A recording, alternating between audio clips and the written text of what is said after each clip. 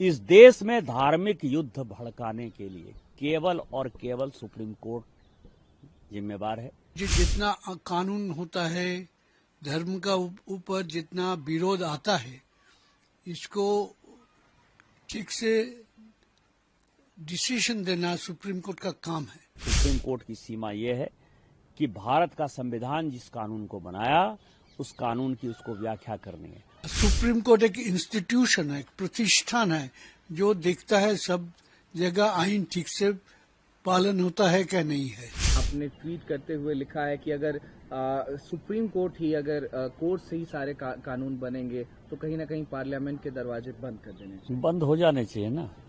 मैं आपको बताऊं कि एक आर्टिकल 377 था जिसमें होमोसेक्सुअलिटी जो है एक बड़ा अपराध था। अभी ट्रंप एडमिनिस्ट्रेशन आया है, उसने क्या कहा है? उसने कहा है कि इस दुनिया में दो ही सेक्स है, या तो मेल है या तो फीमेल है। ट्रांसजेंडर की उसने बात नहीं की, होमोसेक्सुअलिटी की बात नहीं की।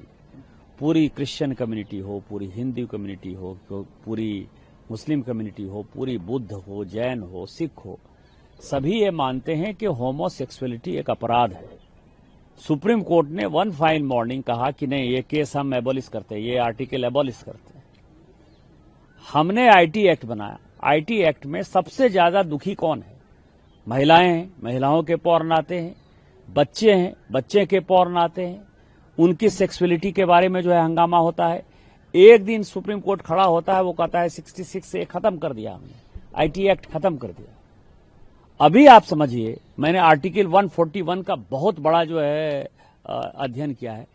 आर्टिकल 141 कहता है कि हम जो कानून बनाते हैं, हम जो जजमेंट देते हैं, वो लोअर कोर्ट से लेकर सुप्रीम कोर्ट तक लागू है। लोअर कोर्ट से लेकर सुप्रीम कोर्ट तक लागू है, लेकिन कानून बनाने वाला जो है आर्टिकल 368 क्या कहता है? आर्टिकल 368 कहता है कि इस देश के संविधान को, पार्लियामेंट को सभी कानून बनाने का अधिकार है।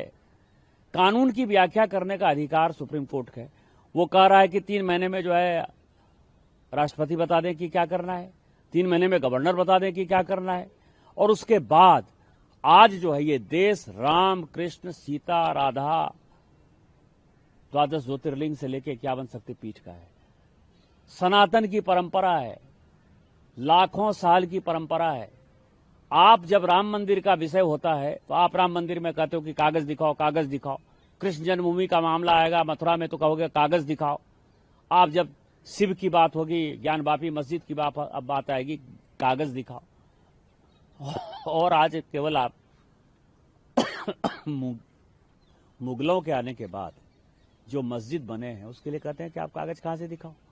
इस देश में धार्मिक युद्ध भड़काने के लिए केवल और केवल सुप्रीम कोर्ट जिम्मेवार है। सुप्रीम कोर्ट का एकमात्र उद्देश्य है, show me the face will show you the law. Supreme court अपनी सीमा से बाहर जा रहा है। सुप्रीम कोर्ट की सीमा यह है कि भारत का संविधान जिस कानून को बनाया उस कानून की उसको व्याख्या करनी है, और यदि वो व्याख्या नहीं कर सकती है और सब कुछ के लिए सुप्रीम कोर्ट जाना है तो इस संसद का कोई मतलब नहीं है, विधानसभा का कोई मतलब नहीं है, उसको बंद कर देना चाहिए। कि ये देश धर्मनिरपेक्ष देश है।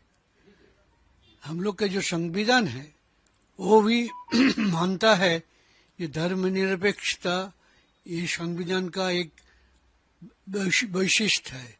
सुप्रीम कोर्ट ने बताया आज नहीं, बहुत दिन पहले, secularism is a basic feature of the constitution. Supreme को ये जो जितना कानून होता है, धर्म का ऊपर जितना विरोध आता है, इसको ठीक से डिसीजन देना सुप्रीम कोर्ट का काम है। उसीलिए सुप्रीम कोर्ट रिसेंटली अधुना जो वाकफ बिल हुआ है उसमें सरकार पक्ष को कुछ प्रश्न डाला और सरकार पक्ष सुप्रीम कोर्ट का सामने थोड़ा बैकफुट में चला गया। बोला हम ये आइन अभी चालू नहीं करेगा, लागू नहीं करेगा, ये आइन का कुछ धारा अभी हम लागू नहीं करेगा। हम तो आपको बोल चुके हैं क्या सुप्रीम कॉन्स्टिट्यूशन का 53 धारा का मुताबिक राष्ट्रपति का काम constitution accordance with the constitution करना है। तो इन अकॉर्डेंस विद कॉन्स्टिट्यूशन नहीं होने से सुप्रीम कोर्ट उसके ऊपर डायरेक्शन दे सकते हैं। सुप्रीम कोर्ट बोला है जो कोई बिल राष्ट्रपति के पास जाएगा उसको 3 महीना के अंदर उसको निपटना होगा।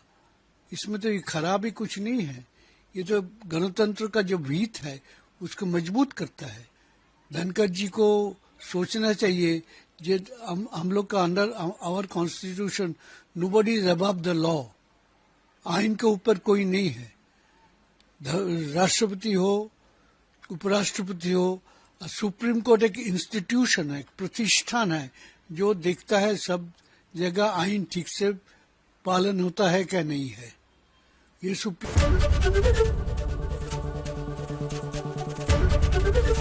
एबीपी गंगा, खबर आपकी, जुबान आपकी।